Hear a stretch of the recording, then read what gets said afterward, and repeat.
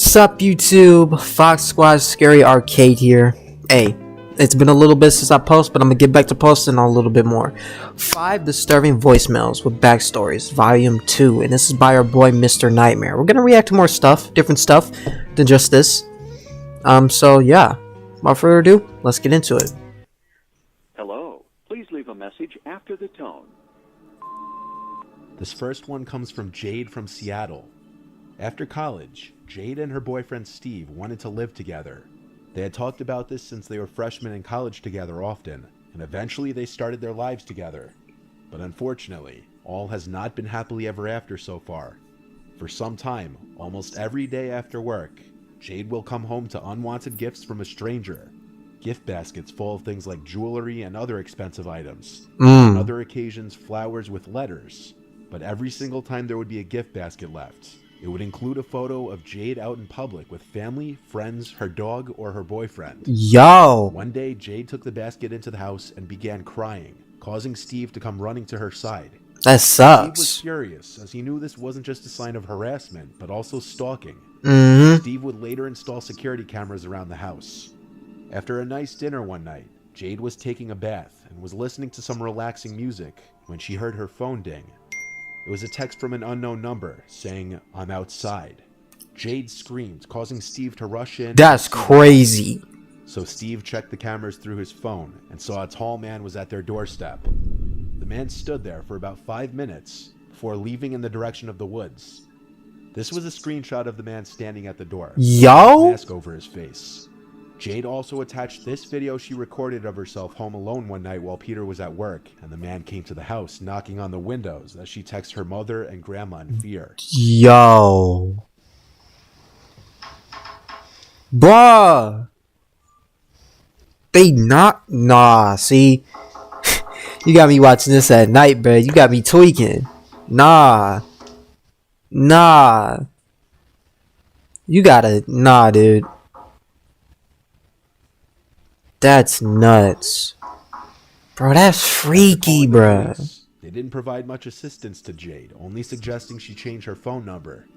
They're never any help when you really need them. At around 3 a.m., it was the same unknown number calling her.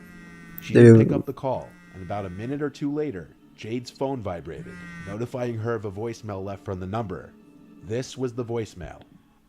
I don't have a house. I don't have any friends. No love. Heck you nah. What is this voicemail, dawg? Yo, this freaky bro, if this is the actual voicemail, bro got something going on with him. He's not there, bro. He's not there, bro. There's something going on with him. What's wrong with his voice, bro? My man's got something in him. He's not okay, bro. I have nothing to lie on. I have no eyes. No fear in me. I have no meaning. But I have this urge to kill. Okay.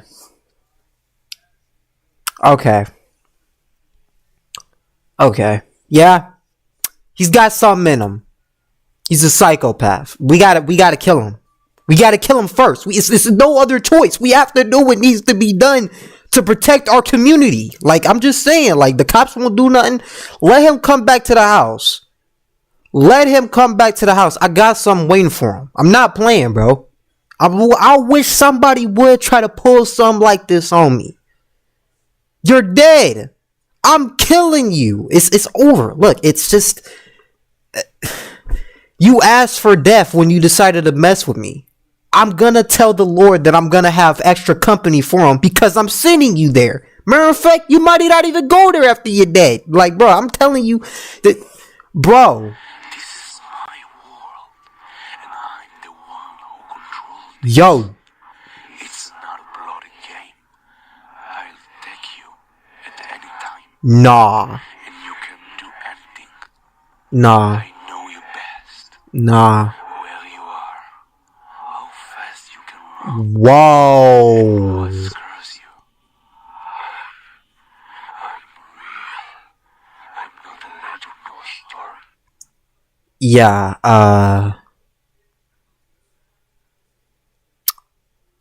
My man's tweaking. He got something in him. Pray over him, cause he got something over him. The next morning, Jade and Steve went to the police This station demonic together to show them all freaking... the Nah, proof you of gotta what was kill him. happening. This was fairly recently that Jade sent me this. And You the gotta case is kill him. apparently still under investigation. Let him die. She says the man still occasionally leaves unwanted gifts to this day. Let me show you how to block this ad. First, you're gonna click on this video, then you're gonna download Pi. It's an ad Nah. blocker that's Thank you, but no thank you. On November 21st, 2018, at around 1 in the morning, a young man named Dylan received a very strange and alarming voicemail. At the time he received the voicemail, he was asleep and didn't notice it until a few weeks later. This was the voicemail.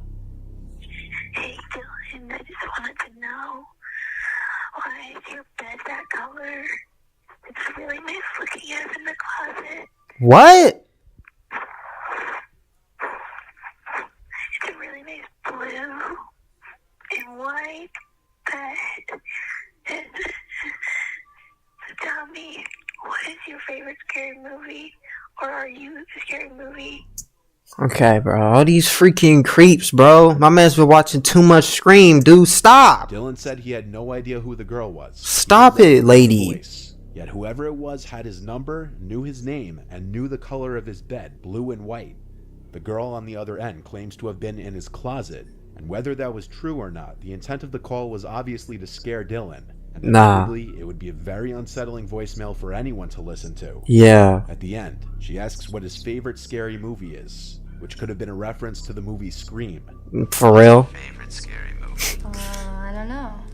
Dylan Still a wild butt movie, bruh. apparently I'm still waiting for Scream 7 to come out, guys. taken so long to I'm not the record. only one waiting on that. He would try to call the number back. It would dial to a weird random number, which led to an invalid number error. Completed as dialed. Please check the number and dial again. What? Hecky A nah. lot of women's worst fear are stalkers. People like the guy you just heard about in Jade's story. It's a much bigger and more common problem than most people realize. The voicemail you're about to hear was sent on December 14th of 2022 to a girl named Sasha. Sasha lives with 3 friends from her sorority in a house that they rent in Syracuse, New York. Sasha met a seemingly nice and normal guy while out in town with her friends. They spoke very briefly and she gave him her number. The man's name was Jeremy, and he doesn't go to school at Syracuse University like Sasha does. Rather, he was a local in the area. The two arranged to go on a date for drinks and dinner at a nearby bar. According to Sasha, the date didn't go well in her opinion, as he radiated unusual vibes, and she Yep. thought he was weird. Them She freaking let the psycho girl- weirdos, she knew bro. There wouldn't be a second date, and she wanted to do the right thing. He dropped her back home after the date, and sent 3 texts. Don't let them know about where how you much fun live, he had bro. and how much he liked her. It added to the discomfort for Sasha.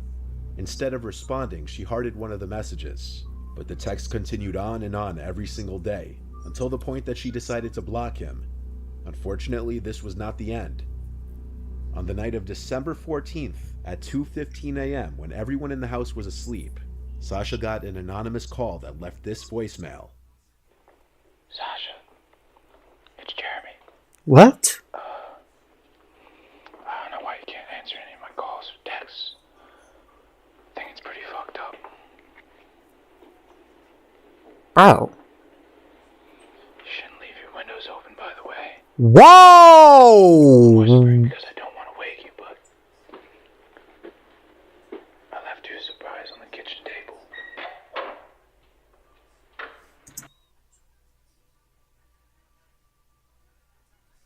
See, that's when we have to like stop for about like 2 seconds and think, bro, what? Bro, see, this is why Shane calling you back, bro. You over there on that weird stuff.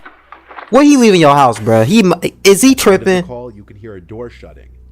This was the front door of Sasha's rental house, and the sound of the door closing alerted one of her housemates, who woke up everyone in the house to ask who just shut the front door. Nah. All 4 girls were in the house though, and it was none of them. This was when Sasha noticed the voicemail and listened to it with her housemates. What Jeremy left on the kitchen table was a stuffed animal turtle, Sasha's favorite animal, which she mentioned on her date with Jeremy. Nah. Alongside it was a Christmas card that simply said Merry Christmas from Jeremy. This prompted the girls to call the police. For real. Sasha showed the police officer the texts and the voicemail. The voicemail was self-incriminating enough, and the Yeah. non-stop text from Jeremy backed up the story. It was enough for the police to find Jeremy and charge him for breaking and entering and stalking. He only did a week in jail and was sentenced to community service and multiple fines. It's been a month and a half now, and Sasha has not heard from Jeremy. Hopefully it stays that way. In the year 2015, an elderly woman from Greeley, Colorado with failing vision received this voicemail you're about to hear on her landline phone. In a panic from hearing the voicemail, the woman called her son from the neighbor's phone in a state of hysteria, stating someone had taken over her home phone. Her neighbor checked out the phone for her, and after telling her it was okay, she calmed down, but a few days later it happened again. The woman was truly petrified this time and once again went to her neighbor for consolation, but this time refused to go back to her house. Her neighbor called the woman's son to tell him about the situation, so the son took time off of work and traveled to Colorado the next day to help her. After testing the phone to see if anything was wrong, it seemed completely fine, but he planned to stay with her the following week to make sure she was okay. Yeah, do that. The son was horrified when he discovered what was really going on. When she had lifted the receiver, rather than the dial tone, she heard this message. Connecting you. Please hold the line. NORAD, EWS, Station Zulu Foxtrot 77. Zulu Foxtrot 77. What the Yo! Is my man sending out a code, bro? What we doing? My man's calling out an airstrike upon her house, bro. What is we doing? Status alert Con 4. Bro, we got a whole message going between the army right now, bro. What is we doing here? Status alert Con 4. Security tracing in progress. Whoa! Hold on. Hold on. What you mean, The bruh? message would come around the same time every day Well, for what the you- next few days, between 7 p.m. What you mean, and bruh? 7:15 p.m. Any other time of day, there was a normal dial tone, and the phone worked normally. The weirdest part was that the phone wouldn't ring at these times. The recording was heard instead of the dial tone if they lifted the receiver to make a call between 7 and 7:15 p.m. The What? son recorded the message, and the next day, the phone was dead for most of the day, unusable. Upon calling the phone company, they said they couldn't do anything as nothing seemed to be out of the ordinary from their end. That evening, the son tried to take another recording to see whether the message had changed, but it was just the dial tone now. The message was never heard through the phone again. The mother was still afraid to pick up the phone for a long time after this, causing the son to post the recordings online to see if anyone on the internet would have a clue to the meaning behind the recording. And while some people suggest that it may be some kind of secret government message or code, Probably. seems to know for sure. It could be that for real. That's what I was thinking. Could it be that? Like, it's gotta be. It sound like it is. On October 29th of 2009 at 10:45 a.m., Braxton McCannon's mother kept receiving calls from his sister's phone. This was strange because Braxton's sister was home at the time.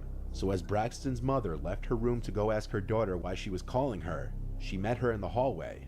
Braxton's sister was already on her way to her mom's room to tell her about the phone mysteriously calling her mother over and over again, and how it was scaring her. It was not her who was making the phone calls. It was her phone itself. The phone Ooh. was currently still inside her room as they were talking, and during that time, Braxton's sister's phone called their mother again. This was proof to their mother that it was in fact not her daughter making the phone calls, as she was standing right there. Nah. This chilling realization wasn't the creepiest part though. This time there was a voicemail left after the call. Message skipped. Saved message.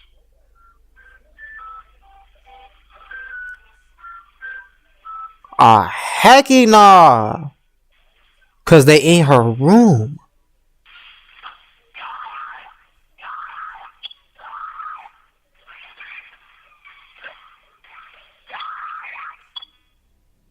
To replay this message, Excuse me?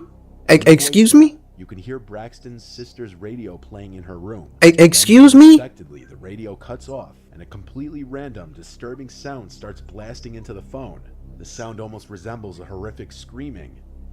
Braxton noted that what's extra weird is that if this were a ghost dial, meaning any form of accidental call, the phone would have left a substantially longer message, but instead, it just hangs up after a few seconds on its own. Yep. Bruh, that was some low-key freaky as heck. Bruh, hecky nah, bruh. Hecky nah. See, we gotta, see, at this point, I can't even answer phones now. See, yo, I gotta stop watching some of these videos, bruh. Like, these videos gonna make me too paranoid to ever go out at all, bruh.